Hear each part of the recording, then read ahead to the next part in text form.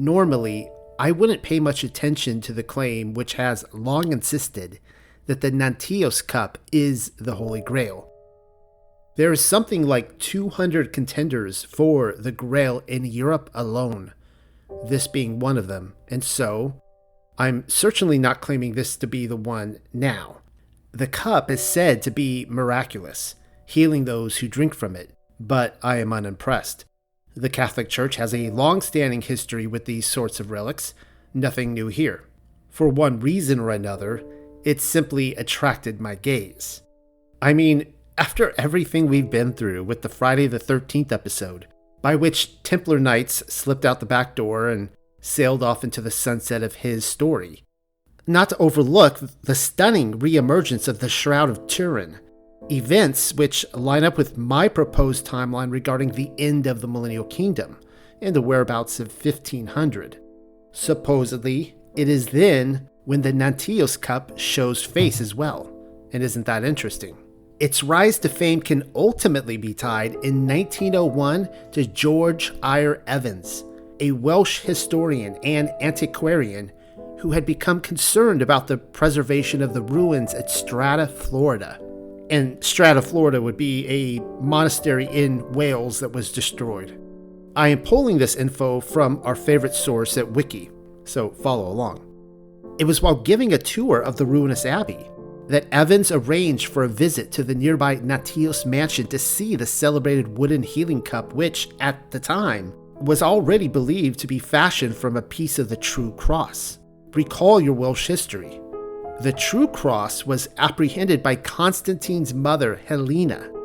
In turn, Helena was said to be the daughter of the Welsh king Colhen of Old King Cole fame, according to the Welsh. Roll your eyes all you want. I'm simply explaining to you why they could even claim to have a cup originating from the said object, the True Cross. What does seem apparent is that the cup had been preserved at Nanteos for a great many untold years, though before that it was held in possession at the Abbey at Strata, Florida. Beginning in 1878, the cup was exhibited by George Powell, the son of Colonel William Powell, from whom he inherited the Nanteos estate. Specifically, the exhibition was held for the Cambrian Archaeological Society. In my excitement, I may have neglected to explain that the Nanteos cup has been so extensively damaged over the centuries that less than half of the bowl remains intact. I'm showing you an example of a 14th century mazer, similar in design to what the Nanteos cup may have looked like. And so think of it like this. With what remains of the Nanteos cup, why would archaeologists be remotely interested in something like that? Especially since there are perfectly preserved bowls on display, and nobody was said to be told at the time that the cup was the Grail, or so we're told. It's partly why I'm thinking something else may be going on. By the way, supposing it is the Grail, this wouldn't be the first time that a sacred object was put on display for the unsuspecting public. The Lance of Longinus was claimed by a whistleblower to have been displayed in a storefront window in Long Beach, California, of all places, the city I was raised in, and nobody batted an eye. Well, one such member of Evans' tour group, Ethelwyn Mary Amory, subsequently declared the cup to be the Holy Grail in 1905. In her pamphlet, Sought and Found, a story of the Holy Grail, she claims its origin story was told to her by the hostess at Nanteos, leaving us with two potential options. The hostess was either a very elderly Anna Maria Powell, widow of the late William Powell, or her daughter-in-law Margaret Powell, wife of George Powell.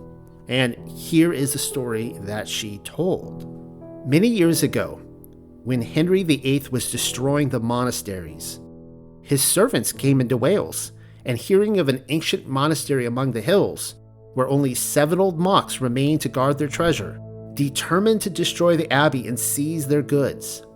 But the monks were warned by friendly neighbors and fled by night, bearing their treasure with them.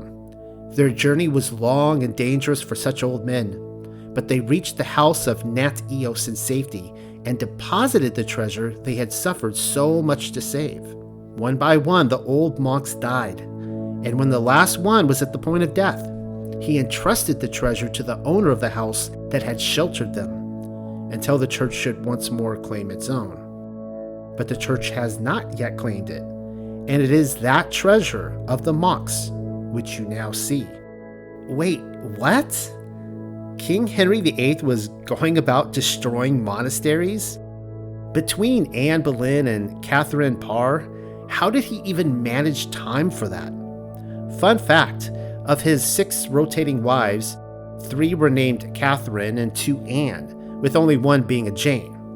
Well, anyways, it was the Reformation, and Henry eventually got around to cutting ties with the Catholic Church, even though Rome was by all indications playing both sides.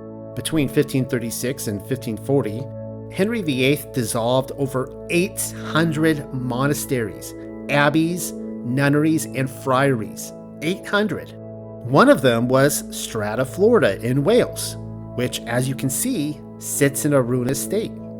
I will ask, what is contained within monasteries? Books, records of past events. They will tell you it was all about the land grab and financial wealth, but then why limit the psyop which can be milked from a war? Again, the whereabouts of 1500 would signal the end of the 1,000 years, resulting in another reset event. Sounds to me like 8 was going about destroying Millennial Kingdom structures, using the Protestant banner for his cover. Wiki has an entire list of the monasteries which were quote-unquote dissolved by Henry VIII. Bassingwork Abbey, Beaulieu Abbey, Benham Priory, Bolton Abbey, Buildwas Abbey, and Byland Abbey. You may have noticed those all begin with the letter B, when the list is comprised of A to Z, implying that I've only shown you a mere handful of them. It's not like foreign invaders took the old battering ram out to those places. They were destroyed from the local governments. Call them quote-unquote dissolved all you want, but I'm detecting a theme on par with the destruction of the old world cities disguised as the world fairs, like the one they burned down in Chicago. It appears as though the dissolving of the old world kingdom began as soon as it was over. Of all the treasures which fleeing monks would carry with them, you'd think a gnarled cup beyond repair would be the last thing they grab on their way out the door. Imagine a scenario where your house is on fire, and you have just enough time to grab one item. Back in the day, it would be the family photo album rather than the coffee mug. Well, apparently, there were 7 monks residing in Strata, Florida, and all of them decided that VIII needn't get his grubby paws on the Nanteos cup. Can you imagine Henry washing down his turkey leg with something like that? There are objections to the story laid out by Ethelwyn Mary Amory. For starters, Nanteos Mansion has no recorded history before its 18th century construction, the years 1738 through 1757 specifically, and the person to establish the estate was Colonel John Jones, a royalist during the English Civil War and High Sheriff of Cardiganshire for 1665. But then you and I know that many of these structures are much older than they're letting on, centuries older. We are also told that there is no record of such a cup having ever existed in Strata, Florida. And why would there be? Henry VIII didn't go about dissolving 800 monasteries for nothing. And anyways, the same record loss is attributed to the Shroud of Turin by its detractors, and yet I've shown that to be untrue. There is residue. The detractors this time around insist the only evidence for the Nanteos cup being the Holy Grail is that the claim has been spouted so often that people simply believe it to be so, and they have a point. I could see that to be the case. As a reminder, I am not saying Nanteos is the Grail. What is true, though, is that we're dealing with the unholy trinity of globalist control. Not getting into Rome or Washington, D.C. at the moment, though of the three, London is the world's financial hub. Therefore, telling us that the agent of Rome ransacked medieval structures for financial gain, though I would emphasize Millennial Kingdom structures for financial gain, that should turn your gaze, as it did mine. And of course, the Nanteos Cup rises out of their ashes. Before you claim Ethelwyn Mary Amory, the pamphlet writer, was inventing a story for a quick buck, we are never told that Welsh historian George Eyre Evans or the Powell family, Nanteos estate caretakers, rescinded her claims. Quite the opposite. And then again, with the Cup's popularity surge came new funding to the Abbey, so there's that. In 1909, Evans held an event at Strata, Florida, attended by 350 people, despite heavy rains. And so, getting back to those miracles, we are then told that the rain stopped, and a brilliant ray of sunshine broke through the clouds the moment it was removed from its case and laid on a table in full public view.